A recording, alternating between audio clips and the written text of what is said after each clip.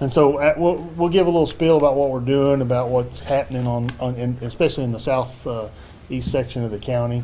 And then you guys can ask us any questions. Randy will answer anything that you want to know. And so whatever you want. What do y'all name Randy? Yeah, that's right. Anybody here named Randy? All right. Are we ready? Oh. Yeah, there you go. All right. So everyone knows that the Lubbock County is in a severe state of drought. We did get a tiny bit of precipitation yesterday. However, we know, it's really not going to help us a whole lot. So everybody needs to still be on guard and be cautious, right? So at the Commissioner's Court on Monday, the commissioners and the judge, the whole court decided to place a burn ban in place in the southeastern portion of Lubbock County. This includes the area around Roosevelt, Buffalo Springs Lake, Slayton, and Ransom Canyon. If you haven't seen that area down there, it's part of the Yellow House Canyon. It's very rugged. It's grown up. I suspect they haven't had a large wildland fire down there in many years, right? So there's a lot of vegetation, a lot of dead growth. The fuel moisture down there is probably zero, and so any little spark will cause that area to take off. That is a concern. They brought that concern to the court. The court listened, and they enacted the burn ban. So during that burn ban, there's no open burning allowed. You can't burn your household trash. You can't burn weeds. You can't burn can't burn stuff just to clean up. And it's very, very easy to get a fire out of control in that area down there. I took the opportunity this week to drive that area down through there, and I was surprised. I've lived in Lubbock County my entire life, and I didn't realize how much it had grown up in that area down there. So these guys in that area, those fire departments down there, and the citizens had their work cut out for them. So with that said, there are certain exceptions you can have for burning, and we issued or provided a copy of the order to all the news media outlets and all the fire chiefs, and we'll put it on the Facebook. We'll try to advertise that all we can. It's pretty lengthy, and in the interest of time, we probably can't go over it all today. So with that said, a burn ban really is not going to stop all fires. I've heard that from several citizens. Let's get a burn ban in place so we don't have any more fires. That's not going to happen. Multiple times, even I'm from West Carlisle. I'm out west in West Lubbock County. We have problems with vehicles hauling trailers. Safety chains are not hooked up and they're dragging along the road. We have that happen all the time. Discarded smoking materials is another cause for fires. Down power lines is another cause for fires. So with a burn ban in place, we might stop one or two. That's enough. That's good. But we're not going to stop all of them. So we have to be prepared for those ones that we can't prevent. I don't think we have a problem with lightning strike this time of year, but if we did, lightning strikes can cause fires. So when those unfortunate situations happen that are not man-made, such as, I guess dragging chains or down power lines would be man-made, but they're accidental. So when those things happen, you have to be prepared. Part of that is preparing your property. As I drove around the areas down there, I noticed some residences had done a really good job of creating what we call a defensible fire space. So from their house out 100 yards, even 50 yards, they've cleared the brush, they got the grass mowed down, and allow the firefighters, in the unfortunate event something bad happens down there, to make a stand between the oncoming fire and the structure. So they can protect that structure, make a defensible space around that structure. What these guys are going to be faced with in the event of a large fire in that area is what we call structure triage. They're going to have to look at these three houses and decide which one they're going to save. This one may not be on fire over here on the left, but they know based on the conditions, the wind, the rate of travel in the fire, and the fuel moisture, and how fast the spread is, that they may just have to say that house is going to burn and we can't do anything about it. Put yourself in those guys' shoes. They don't want that to happen. They're here to save lives and property. And if they have to write a structure off because it has not been prepared prior to the incident, they're not going to be very happy. It's going to hurt. So when I say create that defensible space, we don't want your firewood stacked right up against your house. We really don't. We want your weeds trimmed down. We want the trees trimmed. I notice a lot of evergreen type trees down in that area hanging right over the top. It's beautiful sitting out there in the mornings, those evergreens, but in the event of a fire, those are matchsticks. They will explode in fire. So we're going to be posting some stuff on different Facebook pages. We'll try to get it on the county page that the Texas A&M Forest Service is going to provide to us about fires and prevention of fires in the wildland urban interface. And that's what we have out there. We have lots of wildland, rugged terrain, very beautiful, but a house stuck right in the middle of it with one road in and one road out. And zero water supply. You know, we got a little creek running through there, but you know, it's dry. There's not much water. It's going to take us a while to get there. Some of those houses are 20 minutes from any organized fire department. That's just the way it is. So I will. That's all I have for now. I'll turn to all these guys. They won't say anything. Well, the only thing I would add to it is just, you know, it is a little bit different on the west and north sides of the county, in the fact that we're not, well, especially the north, we're not quite as populated as they are the south and the west. And we also have, everything's divided up in section roads and things like that give us a little bit of fire break and help us out a little bit. But down in that area, it is a little bit different. Like you said, there's one way in, one way out. In our area, on the other side, and I think the commissioners have done a very good job in distinguishing what needs to be done, what doesn't need to be done. I feel like, but once again, it comes down to defensible space. It doesn't matter if you're in North Lubbock, West Lubbock, South Lubbock, whatever. You still got to have that defensible space. And what people, I've noticed sometimes, they have that defensible space, but right outside the defensible space is a tree line.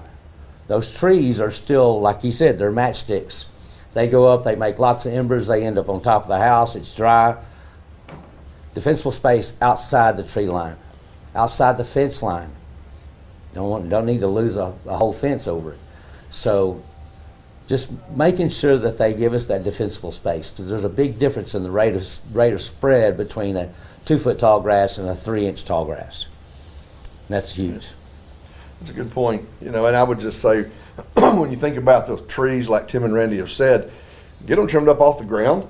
You know, typically, if you can get it where you can walk under it without hitting your head on it, and if you do, if there is a fire comes underneath it, then you've got some space between the fuel load on the ground level as well as where's that first tree branch, because it's a whole lot more likely that a branch that's at waist level is going to catch and make that matchstick go than if I can walk under it at, you know, 5'6" or 5'8". We've got a little space there that we might not have that and get it hopping from tree to tree, especially on some of our windier days where we've really got a problem with fire being pushed that direction. You know, the other thing I would say, we kind of alluded to it a little bit, would be the water supply. Anytime we're on a wildland fire like that, we have to bring our own water, and we've talked about one way in and one way out. You get up in the northern part of the county where Randy and I are at New Deal and Idalou, and yeah, there's multiple ways in and out, but to get around folks and to get around vehicles. You know, we all hope nothing happens, but should there be an issue in that part of the county, we need our space to be able to get in and out, because we're going to be having to go to Slayton, to Ransom Canyon, to Idalou, to various places to get water in our trucks to bring back to those units that are on scene that are involved in the fire suppression efforts there. So give us some space also. I mean, that really goes for any time there's a major event or a fire in the county and everything. Be mindful that trucks are going to be coming and going from all directions bringing water, whether it's a structure fire on the west side of the county at Tim's place over at West Carlisle or down there, or if it's a range fire or a grass fire in southeast Lubbock County. So just something for the public to think about as well. You know, I will say one more thing. You know, Lubbock County is very fortunate in the fact that we have 11 departments outside the city of Lubbock. So we're well spaced around, so we can get to things pretty quickly, and we have lots of help. But once again, that one way in, one way out, lots of help doesn't do any good if we can't get to it. Most of us have brush trucks that can get into those rough terrains. We all have tankers, so we can haul lots of water. But at the same time, out in that area, one way in, one way out.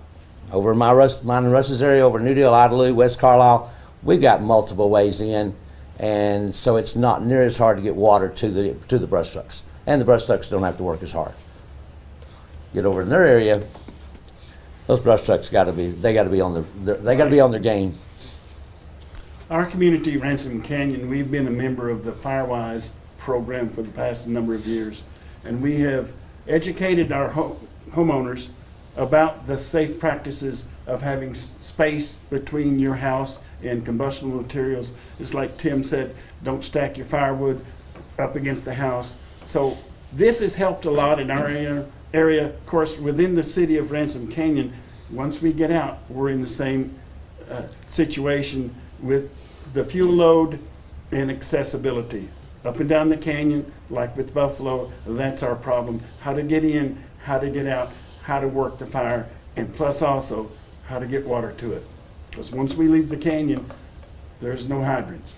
So we have to haul everything. Absolutely. And hats off to Ransom Canyon for creating the Firewise community.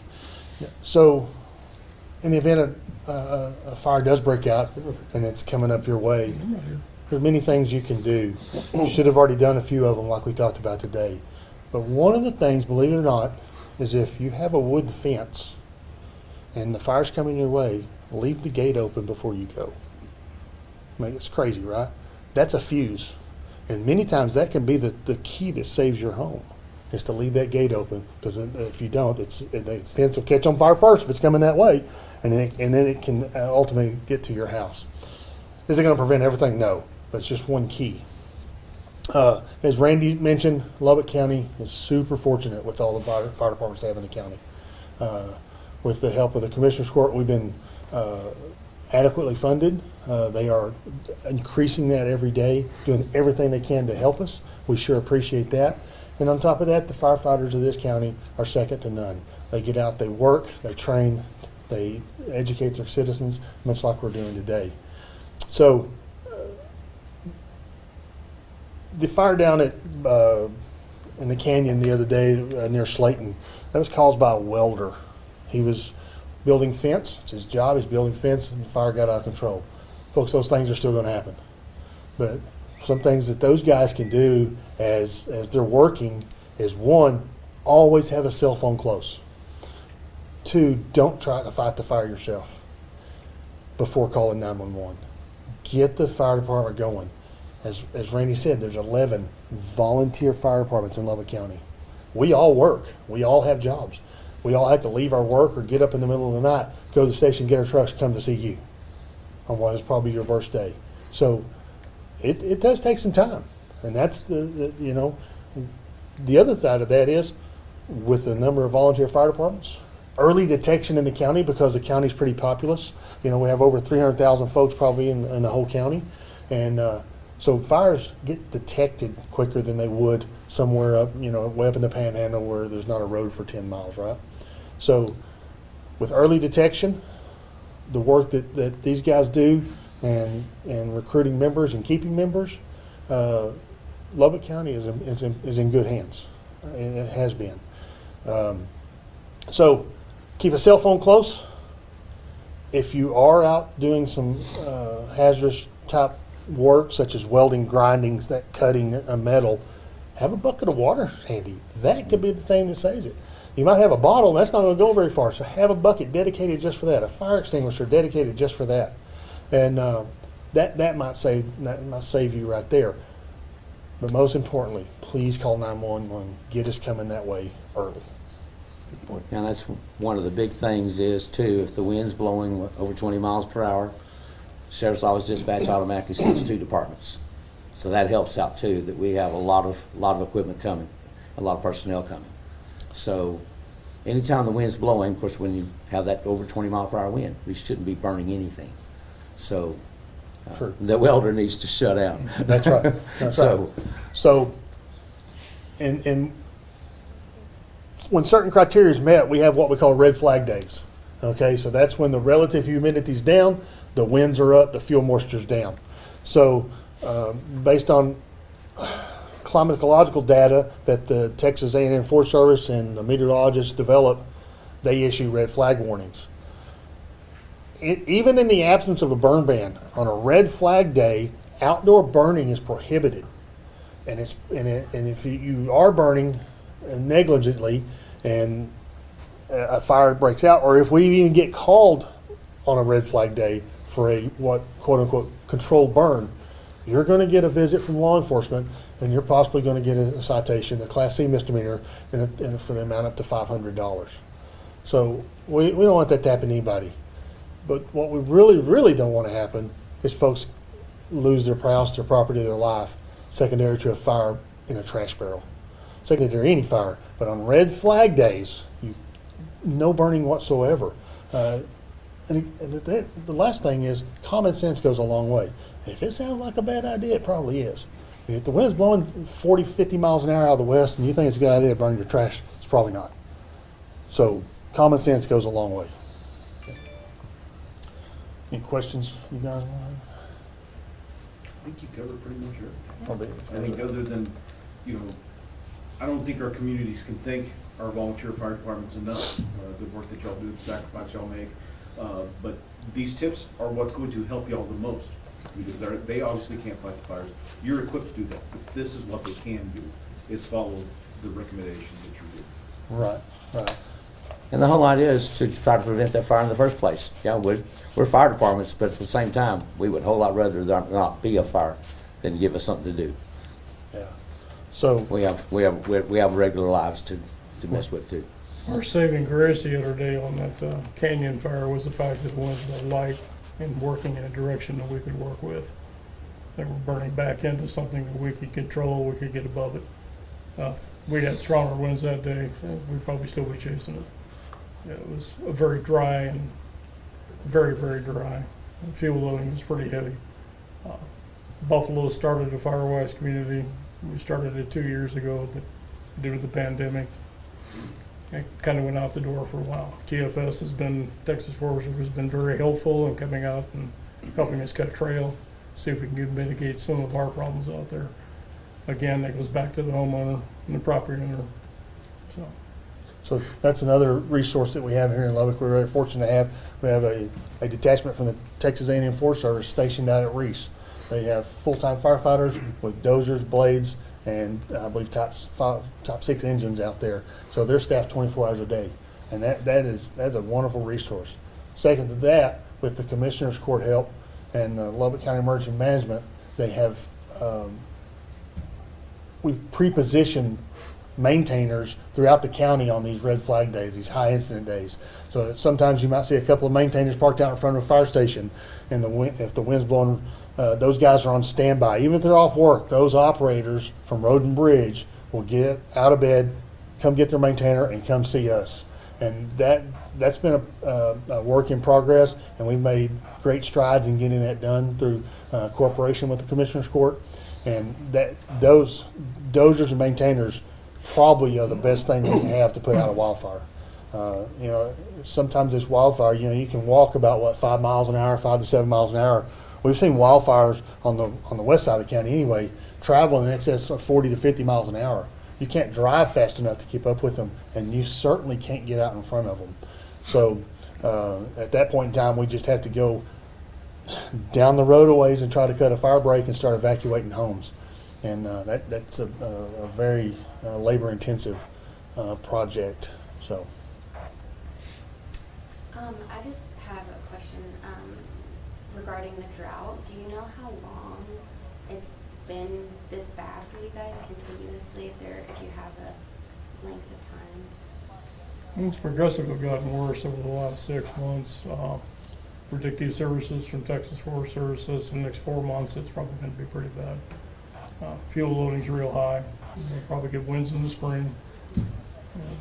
And one thing to keep in mind, we are drier than normal, but nevertheless, every winter, the grass is dead. Yeah. Okay, so it's going to burn every year, just it probably will burn a little faster this year than normal. So those fire breaks are going to become more important. than ever. And that defensible space becomes more important than ever.